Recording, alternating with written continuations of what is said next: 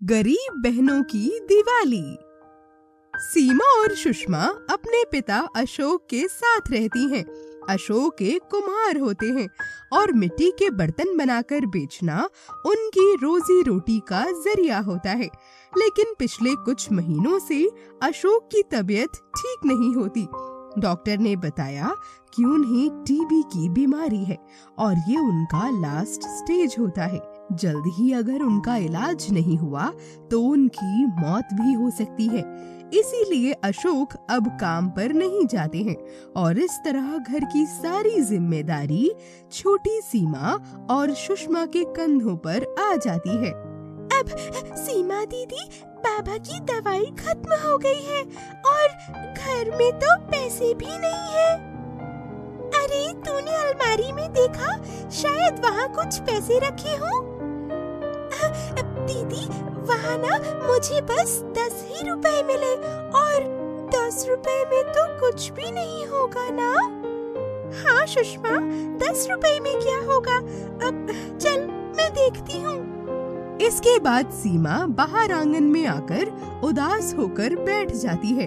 तभी उसे सामने कुछ दिए बने नजर आते हैं। अरे सुषमा, 2-3 दिनों में दिवाली आने वाली है ना? हम लोग एक काम करते हैं कि दिए बनाकर बेचते हैं और दियों को बेचकर जो पैसे मिलेंगे उससे हम बाबा की दवाई ले आएंगे। अब दोनों बहनें मिलकर मिट्टी के दिए तैयार करती हैं और अगले दिन उन्हें बेचने के लिए बाजार चली जाती हैं। बाजार में जाकर जब वो अपने दिए बेचना शुरू करती हैं, तो कुछ औरतें उनके पास आती हैं। अरे लड़की, उठो यहाँ से, ये हमारी जगह है, समझी? और तेरी हिम्मत भी कैसे हुई हमारी जगह पर दिए बेचने की? चल उठ यहाँ से। अरे काकी, हम पहली बार इस बाजार में दिए बेचने आए हैं। हमें पैसों की बहुत जरूरत है, हमें ये दिए बेचने दीजिए ना। आहा, कितना मक्खन लगा रही है, देखो तो जरा। सुन लड़की, तेरी इन चिकनी चुपड़ी बातों में मैं तो आने से रही, इसीलिए चुपचाप उठ और निकलती बन, वरना मुझे जबरदस्ती करना भी अच्छी तरह से आता है, समझी? बेचारी दोनों बहनों ने उन दोनों औरतों को समझाने की बहुत कोशिश की, लेकिन उन्होंने उनकी एक बात ना सुनी और सारे दियों को उठाकर नाली में फेंक दिया। चल अब भाग यहाँ से, नहीं तो तुझे भी उठाकर इसी तरह इस नाली में फेंक दूंगी, समझी? चल निकल। इसके बाद दोनों बहनें उदास होकर घर लौट आती हैं और उनको ऐसा देखकर अशोक उनसे पूछते हैं। अरे बच्चियों, कैसा रहा तुम्हारा आज का दिन? बाबा, बाजार में औरतों ने हमें दुकान तक नहीं लगाने दी और हमारे दिए भी उठाकर नाली में फेंक दिए। हमारी सारी मेहनत मानो बेकार ही हो गई। ओहो मेरी बच्चियों, ऐसे हिम्मत नहीं हारते, ऐसी दिक्कतें तो आती ही रहती हैं। ऐसा बोलते बोलते उनकी खांसी उखड़ आती है और खांसते खांसते उनके मुंह से खून निकलने लगता है। उनकी ऐसी हालत देखकर दोनों बहनें घबरा जाती हैं और जल्दी से डॉक्टर रमेश शर्मा को घर पर बुलाती हैं। डॉक्टर शर्मा उनकी जांच करते हैं और उन बहनों से कहते हैं। अरे सीमा, आज तुमने अपने बाबा को दवाई नहीं दी थी क्या? नहीं अंकल, वो उनकी दवाई खत्म हो गई थी और घर में पैसे भी नहीं थे। देखो सीमा, तुम्हारे बाबा की हालत बहुत नाजुक है, तुम्हें उनकी सेहत के साथ ऐसी लापरवाही नहीं करनी चाहिए, वरना इसका नतीजा बहुत खतरनाक भी हो सकता है। बेटा, ये लो दवाई और इसे अपने बाबा को पिला दो, इससे इनकी तबीयत ठीक हो जाएगी। लेकिन अंकल, हमारे पास तो आपको देने के लिए पैसे भी नहीं हैं। अब कोई बात नहीं बेटा, जब तुम्हारे पास हो तब दे देना। ऐसा बोलकर रमेश वहाँ से चले जाते हैं। सीमा अपने पिता के पैरों को दबाने लगती है। अब पता नहीं इस बार की दिवाली कैसी जाएगी। हर साल तो हम दिवाली बड़ी धूमधाम से मनाते थे। काश मेरी तबीयत ठीक होती मेरी बच्चियों, तो तुम दोनों को ये दिन नहीं देखना पड़ता। बाबा, आप बिल्कुल भी चिंता मत कीजिए। हम इस बार की दिवाली भी हमेशा की तरह धूमधाम से ही मनाएंगे। अब अगले दिन नई हिम्मत के साथ दोनों बहनें सुबह उठकर घर का सारा काम करके बाजार के लिए निकल जाती हैं। आज वो एक नए बाजार में जाती हैं और एक तिरपाल बिछाकर उस पर दिए बेचने लगती हैं। अरे दिए ले लो, दिए ले लो, 10 के 12 दिए ले लो, मिट्टी के दिए ले लो। उनकी आवाज सुनकर तभी एक औरत उनके पास आती है। अरे बेटा, जरा 2 दर्जन दिए तो देना। सीमा जल्दी से उसको 2 दर्जन दिए पन्नी में डालकर दे देती है। ये लो 20 रुपए। वो औरत सीमा को 20 रुपए देकर वहाँ से चली जाती है। अब देखते ही देखते सुबह से शाम होने को आ गई थी, लेकिन उनके 2 दर्जन दियों के अलावा कोई बिक्री नहीं हुई थी। तभी सीमा देखती है कि सुषमा बाजार में लगे कपड़ों को बड़े मन से देख रही थी। अरे सुषमा, लगता है इस बार की दिवाली बेरंग ही जाने वाली है। पूरे दिन में सिर्फ 20 रुपए की ही कमाई हुई। अब भला इतने कम पैसों में गुजारा कैसे होगा?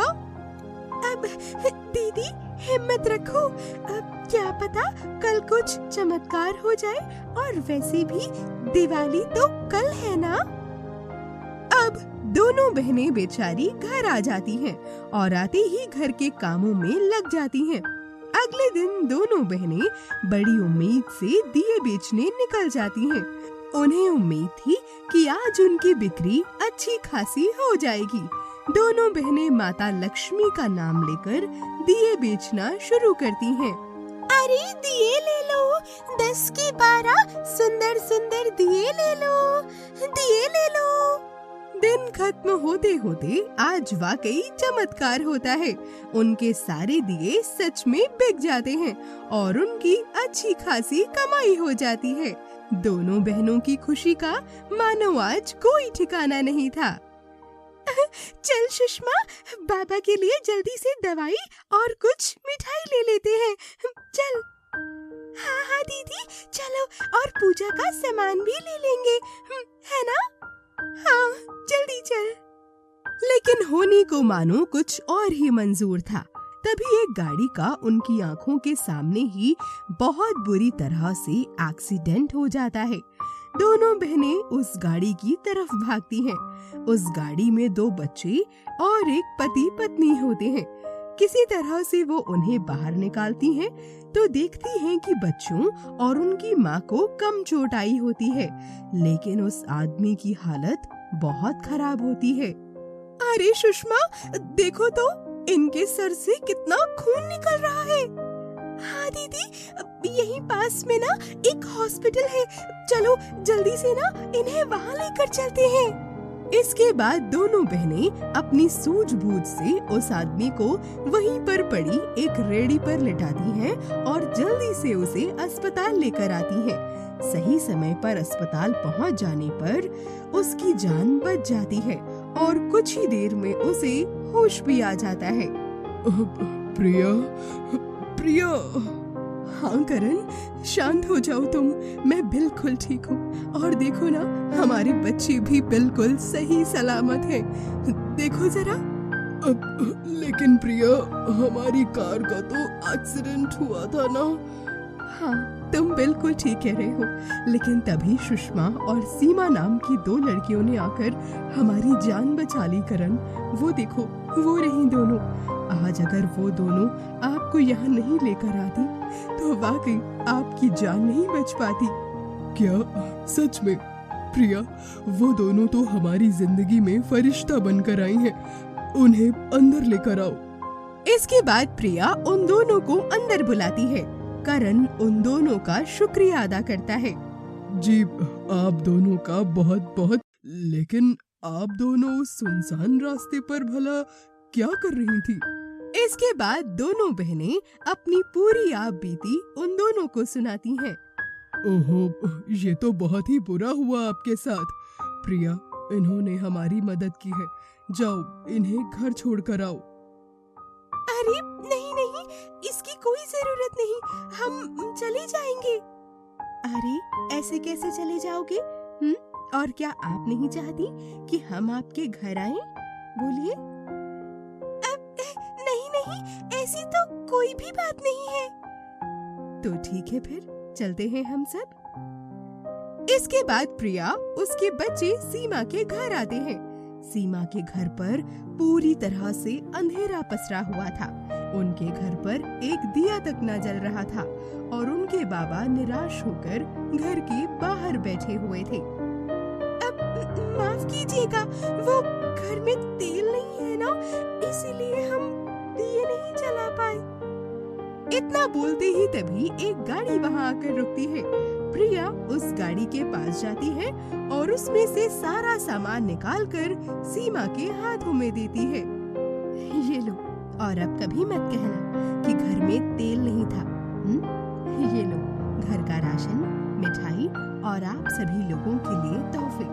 और हाँ, खबरदार, अगर मना किया तो ये मेरी और करण की ओर से आप सभी के लिए दिवाली का तोहफा है। अब इस हालत में वो तो नहीं आ सकते, इसीलिए ये सारा इंतजाम मुझे करना पड़ा। और हाँ सुनो, आज से तुम दोनों मेरी बहनें हो और काका, आपकी बीमारी की जिम्मेदारी भी हमारी। आपके इलाज का जो भी खर्चा होगा वो हम उठाएंगे, समझे आप? इतना सुनकर दोनों बहनें और अशोक की आंखों में आंसू भर आते हैं और सभी मिलकर माता लक्ष्मी की पूर्वक पूजा करते हैं और एक साथ